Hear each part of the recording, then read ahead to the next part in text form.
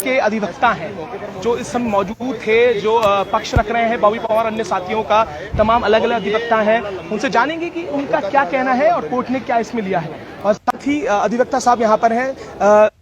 क्या सर, क्या रहा, क्या कुछ कहा कोर्ट ने अभी, ये बताएं। देखिए, 11 तारीख को हमने सभी जो 13 अभियुक्त थे उन सभी की बेल लगाई थी, जिसमें बॉबी पवार जी भी थे।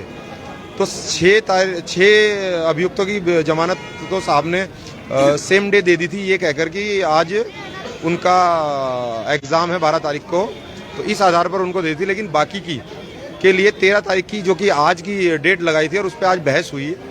और जब बहस की गई तो उनको बताया गया कि किस आधार पर किस तरह के फर्जी मुकदमे करके बॉबी पवार और उनके साथियों को पुलिस द्वारा बंद किया गया, और बताया गया कि न्याय हित में उनकी जमानत होनी आवश्यक है।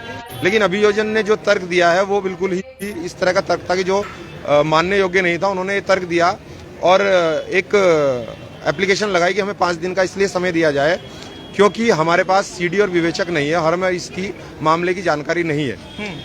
लेकिन साहब ने उस पर संज्ञान लिया, पूरा पुराना ऑर्डर पढ़ा और उसमें देखा गया कि इस मामले की पूरी जानकारी अभियोजन को पूरी जानकारी थी। और माननीय न्यायालय का जो आदेश है उसमें यह है कि 7 दिन के अंदर अंदर जमानत प्रार्थना पत्र पर आपको संज्ञान लेना ही लेना है। इसलिए 1 दिन का समय पुलिस को और अभियोजन को, जो कि कल के डेट उसमें लगी है, और मैं सीडी और पूरी आख्या के साथ कल विवेचक को फिर से बुलाया और उस पर फिर से कल पुनः बहस होगी 1 बजे। क्या लगता है सर कि जो लगातार जिससे आप अभियोजन की आप बात कर रहे हैं कि पूरे मामले की उनकी जानकारी थी, क्यों, क्या कारण है कि नहीं आज भी उन्होंने जब पेश होना था और बेल की जो उन्होंने आप लगातार बात कर रहे थे, उस क्या कारण मानते इसके पीछे? देखिए, जिस तरीके से आज न्यायालय परिसर में जेडी साहब ने बहस की आके, डीजीजी साहब ने बहस किया आके, एसपी सिटी स्वयं मौजूद थी, तो इससे साफ पता चल रहा है कि शासन और प्रशासन ये नहीं चाहता कि जो वो आंदोलनकारी हैं, जो इस उत्तराखंड के लिए जो लड़ाई लड़ रहे हैं, वो लोग बाहर आए। इसीलिए इसको डिनाई किया जा रहा है, और जिससे कि वो लोग बाहर ना आ सके और बाहर आके इस मुद्दे को फिर से ना उठा सके और जो सरकार की कमियां उनको उजागर ना कर सके। एक सवाल है, 307 लगाई गई थी, फिर उसे कन्वर्ट कर दिया गया, वो भी अपने बड़ा एक सवाल उठ रहा है कि किस आधार पर 307 लगी। उसके बाद जब इसका संज्ञान में आया तो सिर्फ 324 में, और कई संगीन धाराओं पर मुकदमे दर्ज हुए हैं। उसको लेकर क्या कहेंगे आप, क्या लगता है इसमें? जिस दिन FIR इन लोगों ने लॉन्च की उनके ऊपर, तो उसमें 307 में FIR लॉन्च की गई। लेकिन जब अब ये रिमांड लेने के लिए आए तो साहब ने मेडिकल देखा और मेडिकल में सिंपल इंजरी थी।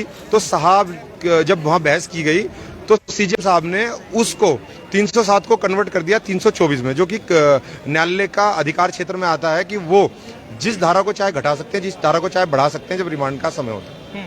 तो आगे और धाराओं में क्या बेल जब कल आएगा तो बेल मिलने के कितने चांसेस है? क्योंकि ये भी अपने युवा लगातार आंदोलनरत है, शहीद स्मारक में बना हुआ है, दिन रात वहां पर यही मांगे कि पहले बॉबी पवार को रिहा करा जाए और उसके बाद CBI, जिसको लेकर लगातार ये मांग चल रही है। देखिए, जिस तरीके से जिन मुकदमों में FIR हुई है, तो अमूमन इनमें ज़्यादा से ज़्यादा 1 दिन आप जुडिशियल कस्टडी में रखा जाता है और उनको बेल दी जाती है। लेकिन जब तक आप आख्या लेकर नहीं आओगे, CD लेकर नहीं आओगे, तो उस पर बहस ही नहीं हो पाएगी।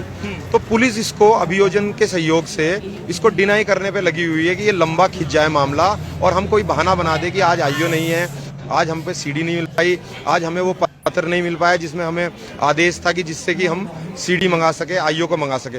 तो इससे तो साफ पता चल रहा है कि सरकार और पुलिस प्रशासन मिलके इस जो हमारे आंदोलनकारी जो जेल में बंद है, जिन लोगों ने युवाओं के लिए इतना आंदोलन किया, फर्जी जो नियुक्ति थी, इनका भ्रष्टाचार उजागर किया, उन लोगों को बाहर नहीं आना चाहिए, जिससे कि सरकार और सरकार के अधिकारियों की पोल सके।